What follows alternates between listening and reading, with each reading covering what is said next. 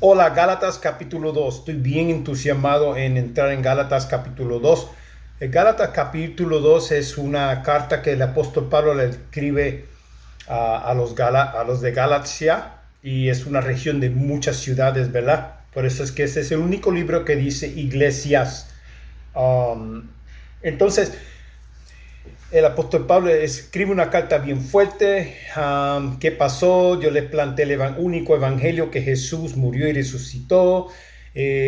Amémonos uno a los otros, ¿verdad? Por ejemplo, no abandemos a los gentiles. En aquel tiempo el judaísmo obedecían las leyes, y toda persona que no obedecían las leyes pues eran sentenciados, ¿verdad? O el gentil era menospreciado, no era considerado como hijo de Dios. Pero gracias por la muerte y la resurrección, que Dios mandó a su único hijo Jesucristo para morir y resucitar y darnos el Espíritu Santo, que ahora no por nuestras fuerzas humanas o nuestras obras humanas somos salvos, sino por la fe en Jesús, y su Hijo Jesús nos transforma a través del Espíritu Santo, que es el Consolador, que nos supone que nos ayude si creemos, ¿verdad? Mira, vamos a ver qué fuerte suena esta carta. Mira, los apóstoles aceptan a Pablo. Esto es en Gálatas capítulo 2, versículo 1. Quiero leer todo el capítulo para que, por el tiempo que tenemos, al fin pues, puede ser que dé comentarios, si Dios me lo permite. Si no, pues así como está, el Señor los va a revelar. Amén. Dice, los apóstoles aceptan a Pablo. En el versículo 1 dice, luego, el apóstol Pablo continúa del capítulo 1, dice, luego, 14 años más tarde, regresé a Jerusalén, esta vez con Bernabé, y Tito también vino. Fui aceptado porque Dios me reveló que debía hacerlo. Durante mi tiempo allí me reuní en privado con los que eran reconocidos como los dirigentes de la iglesia, y les presenté el mensaje que predico a los gentiles. Quería asegurarme de que estábamos de acuerdo, porque temía que todos mis esfuerzos hubieran sido inútiles y que estaba corriendo la carrera en vano. Sin embargo, ellos me respaldaron y ni siquiera exigieron que mi compañero Tito se circuncidara,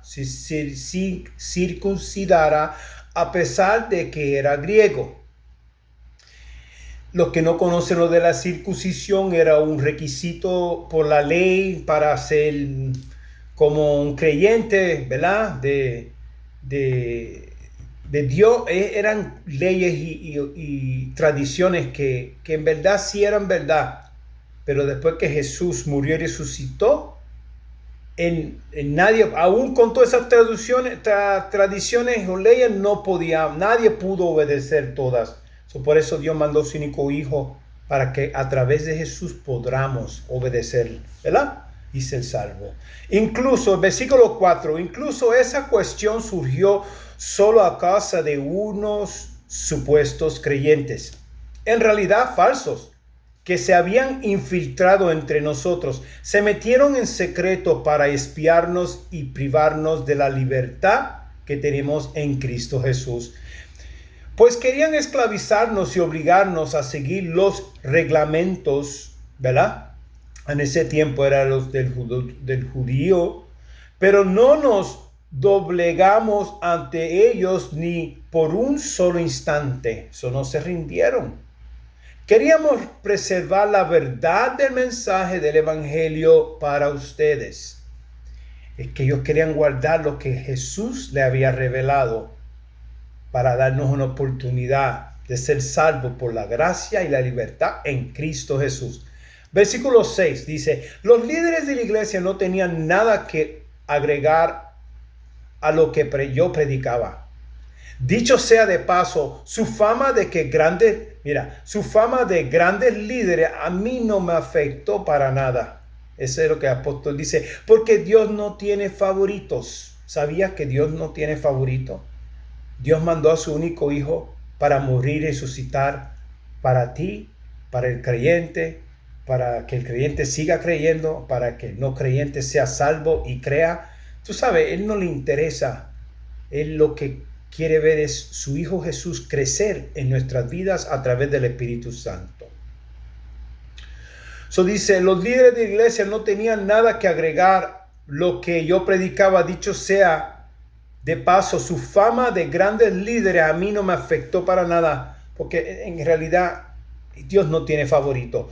Versículo 7. Al contrario, ellos comprendieron que Dios me había dado la responsabilidad de predicar el evangelio a los gentiles, tal como le había dado a Pedro la responsabilidad de predicar a los judíos. Pues el mismo, mira, este es el punto. Por eso es que aquí confirma que Dios le interesa al gentil, al pecador, como el que ya es creyente y se siente que está a salvo, ¿verdad? Porque obedece todas las leyes. Pues dice, pues el mismo Dios que actuaba por medio de Pedro, para el creyente, ¿verdad? Apóstoles a los judíos, los creyentes, también actuaba por medio de mí, apóstol a los gentiles. Pero quiero que vean que el que es apóstol de los gentiles, antes perseguía al gentil. Vamos a seguir leyendo. Y Jesús dijo, a los que tú perseguías, a ellos yo quiero que tú les hables ahora. Yo me imagino, chacho, ¿cómo que yo voy para allá? Si yo llego allá, esa gente me van a apedrar a mí ahora porque tanta gente que yo sentencié. Pero no, el Señor es sabio. A veces tenemos que confrontar personas o algún enemigo o cosas que se ven difícil, pero el Señor dice, ve. De hecho, Santiago, Pedro y Juan, ¿verdad? Versículo 9 de 2. Dice, quienes eran considerados pilares de la iglesia, reconocieron el don que Dios me había dado y nos aceptaron a Bernabé y a mí como sus colegas. Nos animaron a seguir predicando a los gentiles mientras ellos continuaban su tarea con los judíos. La única sugerencia que hicieron fue que siguiéramos ahora. ¿Para qué es que nosotros existimos? Dice en el versículo 10, la única sugerencia que hicieron fue que siguiéramos ayudando a los pobres, algo que yo siempre tengo deseo de hacer. Versículo 11. Ahora, hay un enfrentamiento, ¿verdad? Después que todo eso está bien, la novela empieza bien, pero algo sucedió. Ahora Pablo enfrenta a Pedro. Pero cuando Pedro llegó a Antioquía, tuve que enfrentarlo cara a cara porque él estaba muy equivocado en lo que hacía. Dice el versículo 12, cuando llegó por primera vez, Pedro comía con los creyentes gentiles, ¿verdad? Con los que, ¿verdad? Quienes no estaban circuncidados, ¿verdad? Pero después, cuando llegaron algunos amigos de Santiago, Pedro no quiso comer más con esos gentiles. En otras palabras, cuando llegaron un cierto grupo que tenían unas creencias y unas leyes y unos reglamentos, y si lo ven a Pedro con ellos que violaban esos reglamentos, no los consideraban como parte del grupo, pues Pedro se hizo al lado. No, espera, que si me ven con ellos. Vamos a seguir leyendo a ver qué le sucede a Pedro. Cuando llegó por primera vez, Pedro comía con los creyentes gentiles, quienes no estaban circuncidados, pero después, cuando llegaron algunos amigos de Santiago, Pedro no quiso comer más con esos gentiles. Y esos gentiles, Dios mandó a su Hijo para morir en la cruz, derramar su sangre por ellos también. Tenía miedo a la crítica de los que insistían en la necesidad de la circuncisión. Como resultado, otros creyentes judíos imitaron la hipocresía de Pedro e incluso Bernabé se dejó llevar por esa hipocresía. Eso fue como un cáncer. Puede ser que tenemos que tener cuidado porque lo que hace aquel o aquel yo no lo tengo que imitar. Yo tengo que imitar lo que dice la palabra de Dios, que me da la alerta, discernimiento a qué hacer. La palabra de Dios es la lámpara de nuestros pies. Nosotros no necesitamos tantas cosas, razonamientos o opiniones. Las opiniones es un enemigo, porque las opiniones siempre, el primero que opinó fue Satanás con Eva. ¿Te recuerdas? Que Eva le dijo la palabra, lo que Dios dijo, y Satanás le dio una opinión. ¿Y qué pasó? Ella cayó. Oh, muchacho, cuando vi que ellos no seguían la verdad del mensaje del evangelio, le dije a Pedro delante de todos los demás: si tú, que eres judío de nacimiento, dejaste a un lado las leyes judías, ¿verdad? Y vives como un gentil, ¿Por qué ahora tratas de obligar a estos gentiles a seguir las tradiciones judías? Porque llegó el grupo que lo vieron a él y dijo, muchacho, déjame actuar como ellos, como un hipócrita, ¿sabe? Porque en realidad ya cambió su forma de ser y ahora quiere, como llegaron los grandes, quienes han vencido ese tiempo, pues dijo, no puedo ser de esta forma, ahora voy a ser de esta forma. No.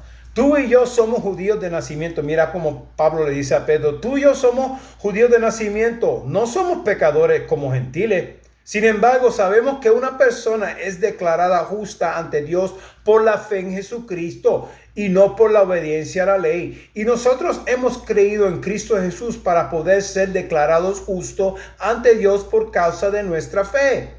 En Cristo, fe en Cristo y no, déjame leer eso otra vez. Dice, somos Cristo Jesús para poder ser declarados justos ante Dios por causa de nuestra fe en Cristo y no porque hayamos obedecido la ley. Pues nadie jamás será declarado justo ante Dios mediante la obediencia de la ley. Versículo 17. Todo esto está confirmando lo que estamos hablando porque en verdad no me gusta salirme del tema. Si no está aquí, no me gusta hablar de eso porque alguien dijo aquello y lo voy a repetir aquí. No. Dice el 17, pero supongamos que intentamos ser declarados justos ante Dios por medio de la fe en Cristo y luego se nos declara culpables por haber abandonado la ley. ¿Acaso esto quiere decir que Cristo nos ha llevado al pecado? Por supuesto que no. Más bien soy un pecador si vuelvo a construir el viejo sistema de la ley que ya eché abajo. Pues cuando intenté obedecer la ley, la misma me condenó. Y después dice, así que morí a la ley, es decir, que dejé de intentar cumplir todas sus exigencias. Dice, a fin de vivir para Dios, mi antiguo yo ya ha sido crucificado con Cristo. Ya no vivo yo, sino que Cristo vive en mí. Así que vivo, versículo 20 dice, así que vivo en este cuerpo terrenal confiando en el Hijo de Dios. Dice, quien me amó y se entregó a sí mismo por mí. Dice, yo no tomo la gracia de Dios como algo sin sentido. Pues si cumplir la ley pudiera hacernos justo ante Dios, entonces no habría sido necesario que Cristo muriera. ¿Tú ves por qué en la Biblia hay que escuchar la palabra de Dios? Porque aquí mismo nos dice, no es que disminuimos la ley, sino que desde la creación del mundo, todo el mundo, nadie ha cumplido la ley. Por eso Dios no dio a su Hijo único como un sacrificio, ¿verdad? Para que muriera y resucitara y derramara su sangre por nuestros pecados, ¿verdad? Y entonces Dios lo resucitó y ahora Él se levantó y está en su trono. ¿Para qué? Para que nosotros podamos ir a Él directamente. Ya no hay unos requisitos que se hacían para ir delante de Dios. Todos pueden ir delante de Él. Él es el lugar, Dios es ese lugar santísimo. Ha sido abierto y el velo ha sido roto para que todos podamos entrar en Él y hablar con Él. ¿O acaso Él no tiene el poder de salvarnos y darnos cambio de cosas que hacemos? Si Él puede. Este hombre que ves aquí, no, yo soy perfecto, pero no hago muchas cosas que hacía. Y eso me confirma que Jesús puede trabajar en tu vida como está todavía trabajando en la mía. Vamos a orar. Padre, te damos gracias.